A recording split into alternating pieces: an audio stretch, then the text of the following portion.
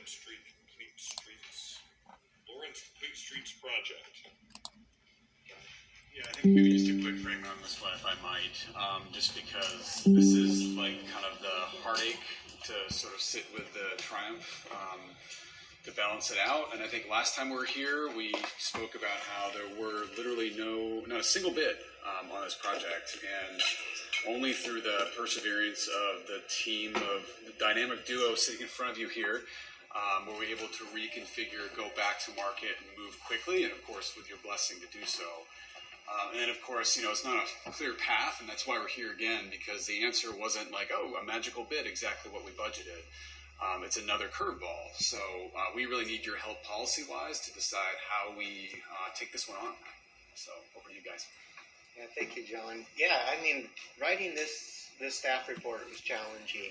I have a lot of struggle with what the right thing to do here is, and there's a little bit of new information. Let me frame it for the public that might not understand what's going on here. We have Lawrence Street. We advertised the rebid, and we received three responsive bids. And they were approximately $50,000, $890, and a little over $1 million. So 850,000 to like $1 million. The original project bid, we were hoping for prices around $600,000, so significantly higher. We've spent some time visiting with our granting agency. I emailed out to all of the project partners, which we have a lot of, and a lot of support for this project, to get feedback. Jefferson Transit committed $40,000 when the ACAC grant didn't come through, because this is such a high priority for our local disability awareness starts here DASH group, and so it's really challenging to come to this place where we're like, wow, these prices are significant. It's going to result in a lot more expenditure by the city if we go forward. I will share that we have an engineer locally here in town that works for Portland Bureau of Transportation, and his job is, in fact, we just learned about this over the last few days, his job is to do exactly this work in Portland. Like they try to replace 1,500 ADA ramps a year to put a scale. So he's very well versed in this work through his experience in Portland. And his comment to Patrick and I was that Portland has seen the prices increase 300% over 4 years on this type of work. So now I sit and contemplate, if I were to come to council and recommend rebidding, would we really, delay the project and try again? Would we really get a lower price? Furthermore, that's complicated by the need, after talking with the granting agency, to turn back the funds and reapply, which has risk. Now, I asked the granting agency, are we going to get a demerit mark on our reputation for turning back a grant? He said, no, this is just the reality. He's got some other agencies that are experiencing the same problem. The risk is that we would be competing with other cities for a project that we already have. So then there's the opportunity cost of time and investment to rebid, and you start balancing these things out, and you start to go, ooh, we're in a tough spot. So long story short, based on all of this, staff's, I'll just say, hesitant recommendation is to go forward with this, but fully understand that this is a large expenditure of city resources. It is included in that sheet that I just showed you under the TBD to show how it fits within the bigger picture. It doesn't throw us out of balance in our expenditure ratios and what we've shared with the public during the Transportation Benefit District vote. So I think we're all okay there. If we were successful in securing another large discovery project, which is what we were at council with here a while back on the grant application for the next section of Lawrence, if we were successful in obtaining that grant, then we would get to a point of the TBD funds actually going into that negative range, depending on timing. I also asked the granting agency about our chances for getting a grant next year of that big scale. And he said, we compete in the Northwest region, which is Bellingham, Mount Vernon, Oak Harbor, Friday Harbor, Port Angeles, you name it. A lot of competition for only $7.5 million. So our chances of next year getting that large grant are probably pretty slim. He said the following year you're looking better as he kind of looks at all the different applications that are coming in. Therefore, I don't think we're going to risk having that problem. But that being said, I always shoot for the stars. I want to get the grant. We'll apply for the grant, and you never know. So long story short, this is... Perhaps it would have been better on, pipes or something. But anyway, let's continue here. So they're basically saying they're getting a $600,000 grant, but the project's going to cost $300,000 more. So the city needs to deal with that. This is a big investment. It would require an interfund loan, as we would use up what TBD dollars we have this year, but then recover next year in combination with the other investments that we already have. What am I missing, Patrick? Well, it sounded good to me. Okay. Yeah, and I know I did get a couple more responses from project partners that they're all kind of in that same state of like, oh, that's a lot of money, but we really want this project to go forward. Any questions from council? Ben? Is there any explanation for why 300% increase generally just be interesting? Ben wants to know why 300% more. 300. Industry-wide, it sounds like, or just municipality-wide. Here's my understanding. Patrick, you jumped in. You know this world well too. My understanding is we're dealing with heavy inflation on materials. Inflation? And even more so, heavy inflation on Probably too many consultant fees. When you follow a state spec process, there's a requirement, for example, that a traffic control supervisor be on site all times for safety. And you think of a sidewalk, just fixing a corner, you think you would just construction tape it off, detour people. Be sure and across take the note street. where these corners are located. Take a half hour to set up, half hour every now and then to move. But when you have to have the requirements of that kind of oversight, it adds up. And so we back calculated. Usually you kind of know what their profit factors are. You know what material prices are, which is typically about 30% of the cost.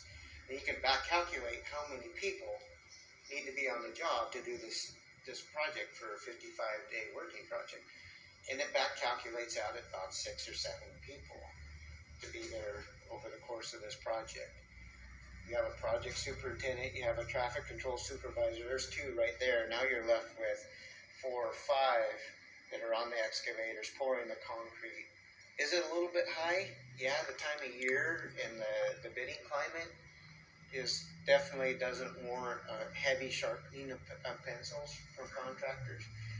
I think based on the 2 bids being close, if we were to rebid it in a more competitive bidding climate, my estimate is maybe $100,000 savings, maybe, based on what we're seeing.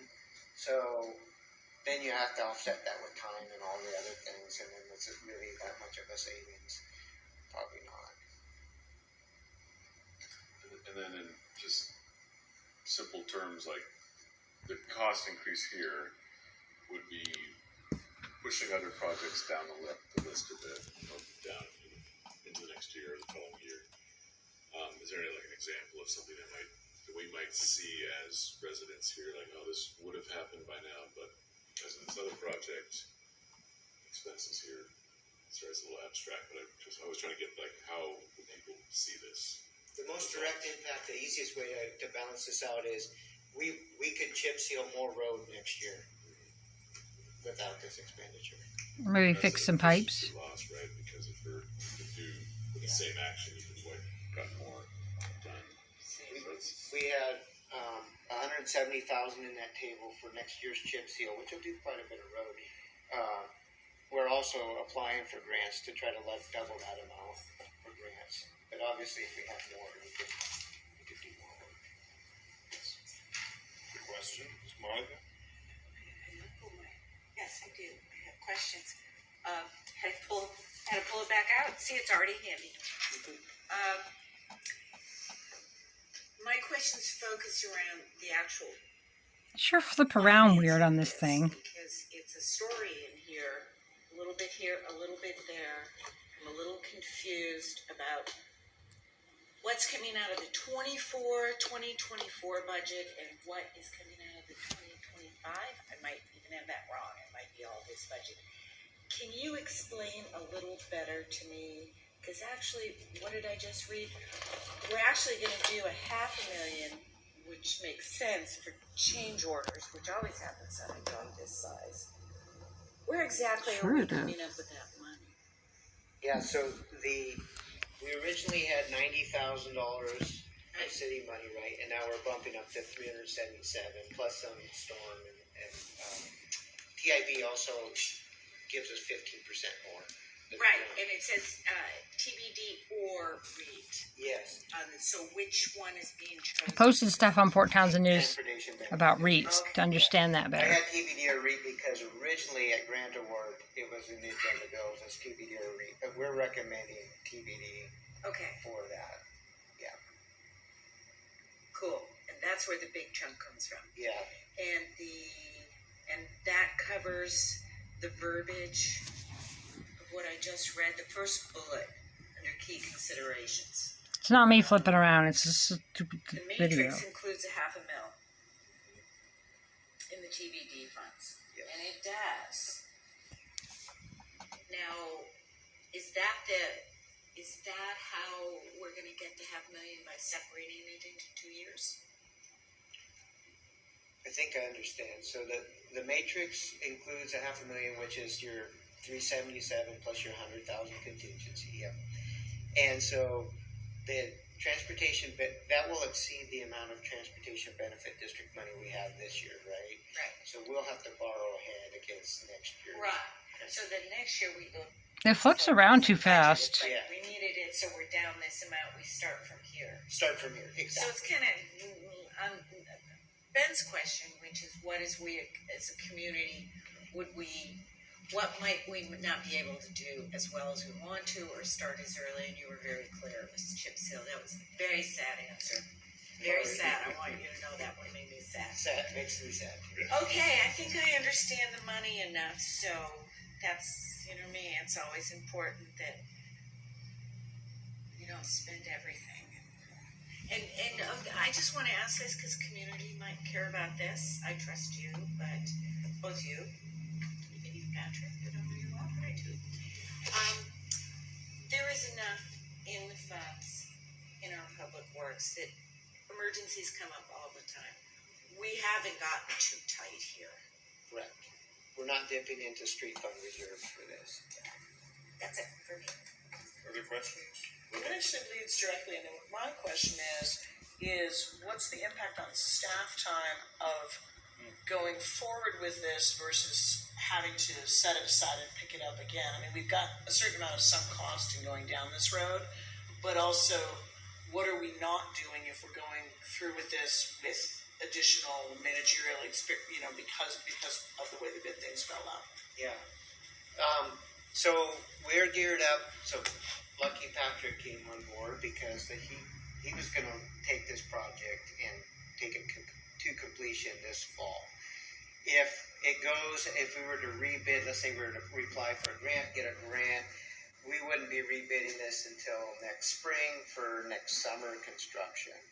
And so how we assign staff, we're still working on that for our work planning. But I think that we have a lot of work on our plates. There'll be no hole, that's for sure. Right. We'll fill the hole. It would be nice to have this knocked out and done. I guess one other flip side is what we can't tell you tonight is whether or not we get a grant if we reapply. if I could say we would get Right. So do it. get So they're the going to do it now. extra funding next year. One of the advantages to delaying for next year is you do Tyler Street at the same time. So that was the original plan, if you recall. That Why wait to do both Tyler ones when you at can the do same one right time. in front of Faber's office? That being said, everybody understands that work is being done this year from a public outreach, so we're gonna have to re-engage that. I don't know if I'm answering your question, but No, I think you have. It's like, I'm just looking at the costs and the benefits and the trade-offs and so on, and trying to sort of tease that out, not just in terms of dollars, but in terms of staff. Opportunity cost versus sunk cost Right. also. yes. I mean, obviously, staff, you can put a dollar cost on it, but it's also just, you've spun it all the way up. And what do you not do if you have to stop and then pick it up again? Other questions? Ben? Sorry. In this decision, because I want to make sure that everything's on the table here, is there any model here where there'd be shorter closure times for like parking or impact to businesses? Because you're saying 55 days to do this work, right? Pretty long time. And I don't know how much it's going to affect businesses, but typically they usually have some effect. In delaying it, would that shorten up that time somehow because Tyler should be being done at the same time, or would it just be the same? No, it's probably actually easier to manage the impacts to businesses having the project separated. Right. It's just that there's two disturbances happening in the general area. One thing that we're wanting to continue with is the you guys, it's in consent, is to fix the sidewalks in front of the printery and do the ground up pavement on Tyler Street. So we still would plow ahead with that. That means next year the impacts are very short. It's just come in and pave and a few more ADA ramps down towards the bell tower. So really, Tyler Street doesn't see a lot of heavy impacts next year. We get most of the impact work still on target this year. Any other questions? Okay, we'll go to public comment. Anyone signed up? We do. We have Amanda Milholland. All right, please approach the podium. State your name and relationship to the city for the record. Hi. Hi. Can everybody hear me? Yep. Yes. That's a mic in front of you. Do I have to go like that? Patronizing. Yeah, and I think for anybody in the public is concerned about how much money we're putting in the more, the uptown region is not, the neighborhood is not as, maybe it doesn't feel equitable because we're not putting as much money on other sections of town, but a commercial neighborhood core just has so much value that not just the businesses that are there, but anybody accessing them, and the lack of ADA access to these businesses is just becomes so important. I mean, it's such a hang up for us. Yes, Uptown could use this. However, as you'll see coming up, Faber doesn't recuse himself, and he should. So I think it's worth this prioritizing it still, even with this setback. Setback of 300,000 It's also gain. a thing of lost opportunity cost too, that it seems very likely Lost opportunity cost indeed. that if we were to not do this now, it's just going to be more expensive later. And No, because inflation's going to go down. It's actually going to be cheaper if you wait till next year. we've seen the results of 20-something years of kicking projects down the road. And at some point, we're going to have to make some hard choices. It doesn't mean we're going to always be able to do this, but right now, partly because Transportation Benefit District, we're in a position where we can.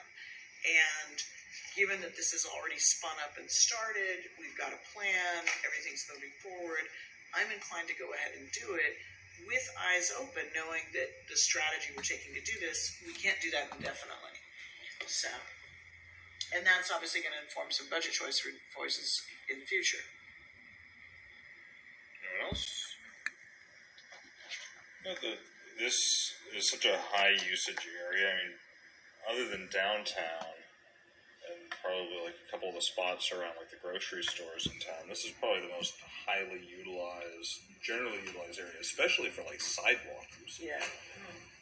my office is up there. I walk. Big sidewalk usage. His office is up there, which he owns with Technically Ethical,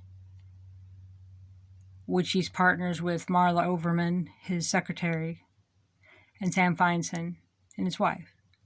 So by him not recusing himself on this vote, he's giving special privilege to his family, his business associates, and his friends. Granted, yeah, it probably should happen, but he should recuse from the vote. That's the law. I mean, people recuse from all kinds of things. You know, that Roe recused last week because he was on the board of the Washington, some other, whatever. Anyway, it's highly inappropriate to get $1 million sidewalk job right in front of his business and him to participate in the vote. That's ethics 101. To work every day and see a ton of people out and about. And Work every day. What Amanda was saying, people are tripping and like physically tripping over things, and there's a serious need up there, and because this is such a high priority for TAG as well. And speaking of equity, I mean, and also, this is all. Sorry, I'm moving. My hand got weird. It's just kind of blah, blah, blah. They don't make them easy to download. If you guys don't like my shaky videos, I mean, how do I record this in a way that's, you know...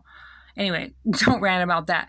The thing is that in front of Faber's office, which is 800 Polk Street, it is a ratty road, kind of a ratty sidewalk. So this will improve the value of his property, his personal property with his, property with his business associates and his family. And he should recuse from the vote. And he doesn't. yeah, there's like geographic equity, but there's also like equity for numbers of uses. This serves pretty much all of the community, and this actually allows Yeah, but it doesn't benefit the property value of all the community. more of the community to have access. That's equity as well. So it's painful that we're seeing an increase in price, but that's going to be the reality. That's the reality. What Steve was saying. So Mm-hmm. I don't think it would be responsible for us to gamble on hoping that there's going to be a lower cost down the line, wasting staff time in the process, and then potentially just eating it. We wouldn't want to waste staff right? time. Or the gamble that we get that grant. Yeah, or we don't even get the grant in the future. Yeah. So I think it's important to move forward with this. And I think we're learning this. We all speak of Lawrence Street for the last 5 years I've been on council. We all drive it.